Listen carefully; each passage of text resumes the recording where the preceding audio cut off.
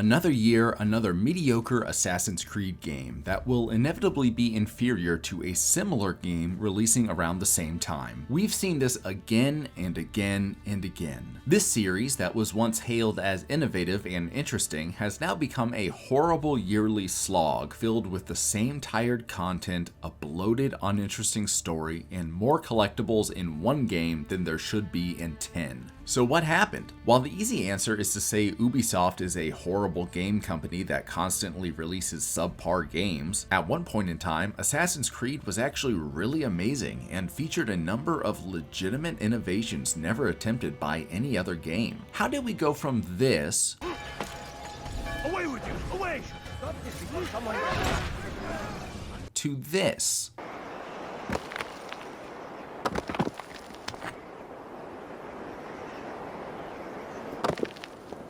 Well, this is a story of greed, incompetence, and plain old laziness on behalf of one of the most notoriously bad game developers in the business. Ubisoft made the conscious decision to stifle innovation and follow trends that maximize profits while minimizing quality. And unfortunately, this series will likely never return to its former glory.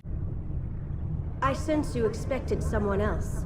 What sorcery is this? So what did that former glory look like? Well, back in 2007, things were quite different from today. If you wanted to have a solid gaming experience, you would take your Xbox 360 and hook up the VGA cables to your CRT TV. That is, of course, if the Xbox wasn't broken already. 2007 saw a bevy of fantastic action games released, such as BioShock, Uncharted, God of War, and if you wanted to melt your PC, you could play Crysis.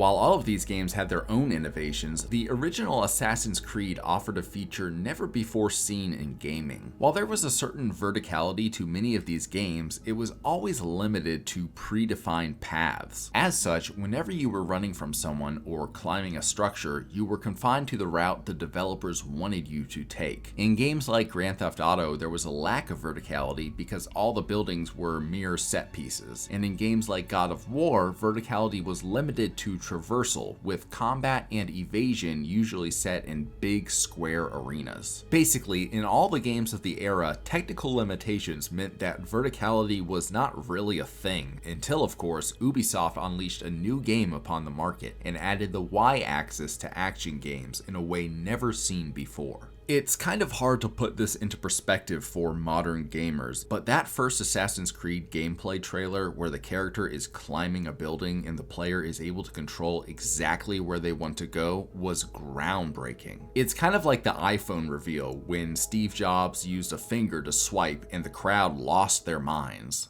I just take my finger and I scroll. That's it.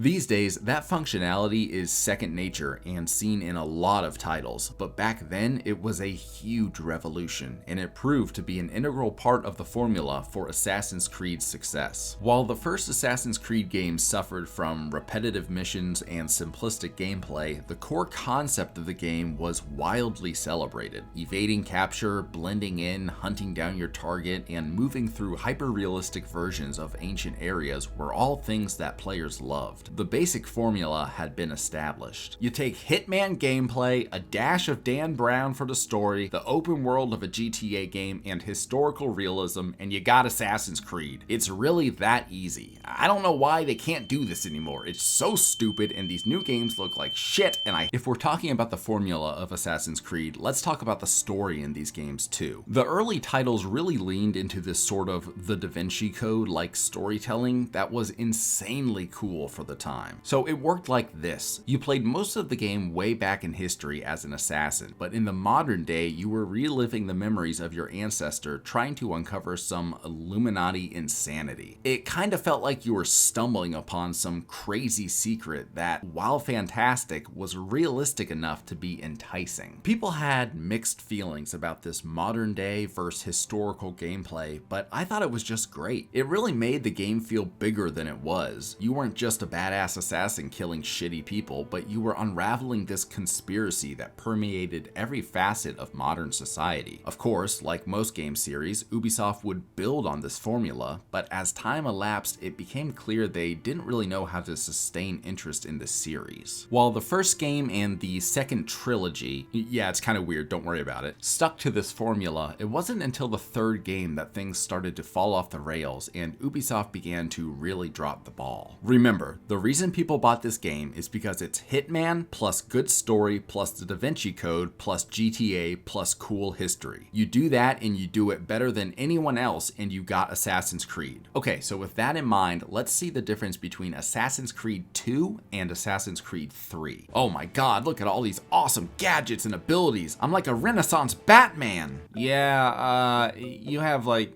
kind of basic abilities, I guess. You play as Ezio Auditore, a nuanced and fascinating character, and you follow him on his path from a rebellious youth to a master assassin. My story is one of many thousands, and the world will not suffer if it ends too soon.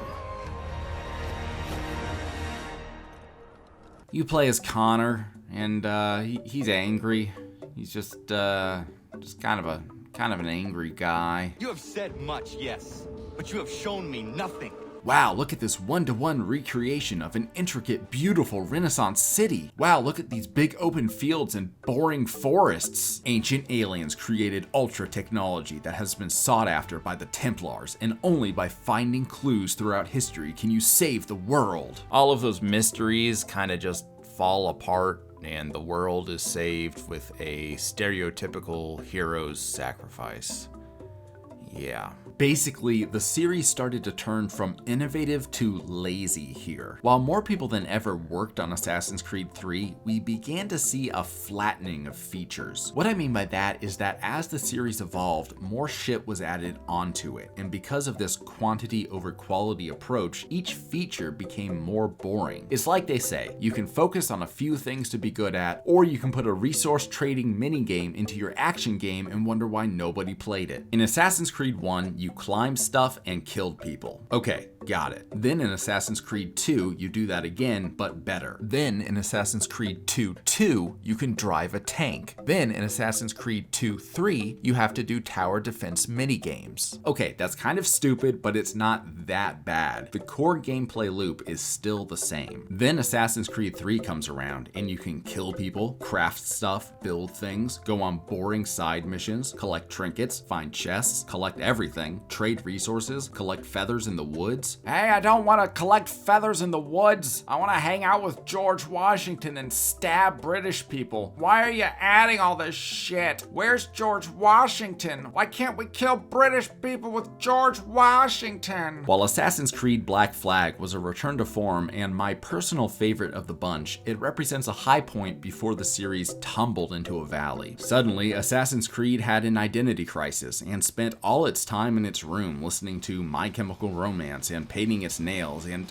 Jesus Christ, Assassin's Creed, I told you to mow the lawn 2 hours ago. Would you stop downloading songs from LimeWire? When we look at the evolution of our disappointment child, Assassin's Creed, I think we can compare it to the evolution of the neighbor's awesome kid, the Hitman series, and really see the right way and wrong way to steer your games. So in Hitman, the goals are pretty similar to Assassin's Creed. The way the Hitman games go about creating a fantastic game is by being very selective on what features they want in their games. The Hitman games keep to a simple formula. You go to a big level, you have to kill a few targets, and you are given a myriad of creative options on how to do this. This is the core of Hitman, and for 2 decades across multiple iterations, IO Interactive has very safely guarded this core and focused on refining it rather than adding to it. Assassin's Creed has taken the opposite approach. They have added everything to these games to the point where a modern Assassin's Creed game is completely unrecognizable from the classics. They've taken their simple formula and added so much stupid shit you can do in massive yet static worlds that are pretty to look at but ultimately do not entice the player. Modern day Assassin's Creed resembles an RPG more than a stealth action thriller, and in a sea of superior RPGs, it has mostly fallen to the wayside. Yeah, that's another thing about modern Assassin's Creed I want to touch touch on. Since it has become less innovative and is really just a bloated RPG, players obviously aren't going to play it when there are other AAA RPGs coming out just about every couple of months. Assassin's Creed 1 was highly unique, but Assassin's Creed 12, yes, there are over 12 of them now, is trying to be something many other games already are. Like, honestly, why would you play this garbage when you could buy Red Dead Redemption 2, Baldur's Gate 3, or Ghost of Tsushima? Oh, but luckily this game with lower quality is less expensive. I mean, there's a case to be made there. If you don't have the money for Red Dead Redemption 2 or a better game, you could just, what's that? Assassin's Creed Shadows is $70 US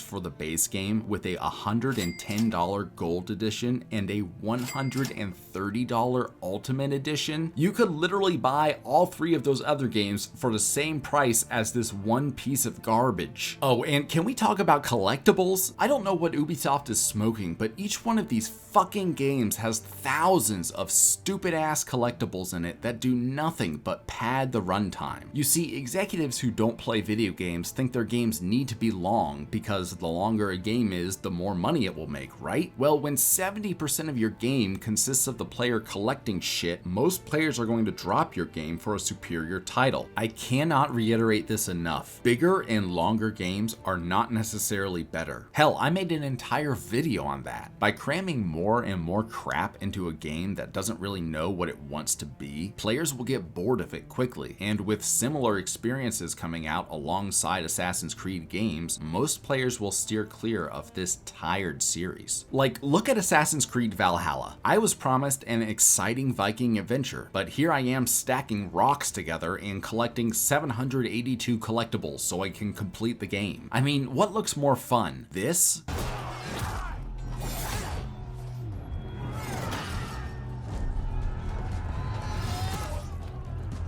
Or this?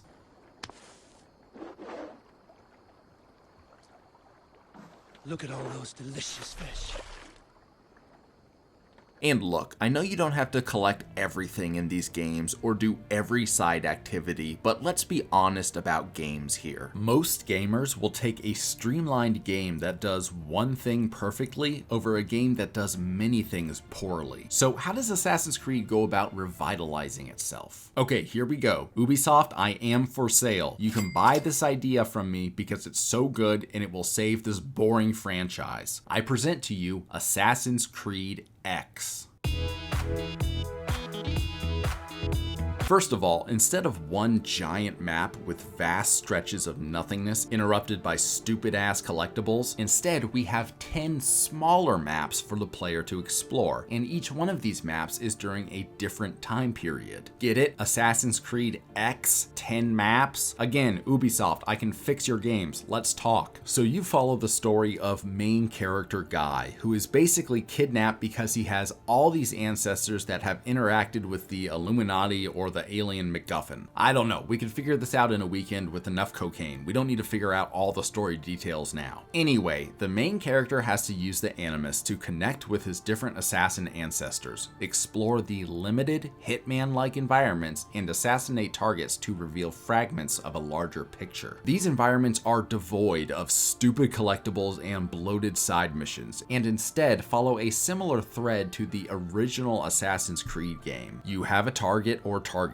You have to learn about where they are and their weaknesses, and then you have to take them out. Hell, you could also have a multitude of different ways to take them out that could confer different bonuses to the player. Now, Ubisoft would whine and say this would be hard to do because you have to make assets and environments and character models for 10 different time periods. But honestly, what's the alternative? Continuing to hope that whales buy all your shitty DLC and keep your tired business model afloat? Why not actually make a new and exciting experience that is built around what made people excited about this series in the first place? If Ubisoft were to focus solely on really defining the assassination and stealth mechanics while constructing unique, compact worlds that are threaded together by an intelligently written, conspiracy-laden story, it's pretty clear they would capture the hearts of veteran Assassin's Creed players while standing out from their competition. Oh, and before one of you fuckers tells me in the comments the new Assassin's Creed games games are selling more copies than ever, let me be clear about something. On their current course, Ubisoft can still sell games and capitalize on nostalgia, but if Ubisoft actually innovated and took the time to make an amazing title, the units sold would skyrocket so high their numbers today would be paltry in comparison. And let's be honest, Ubisoft in 2025 needs a big win if they don't want to get sold to another company. We've seen games innovate and sell a massive amount of titles before, like here,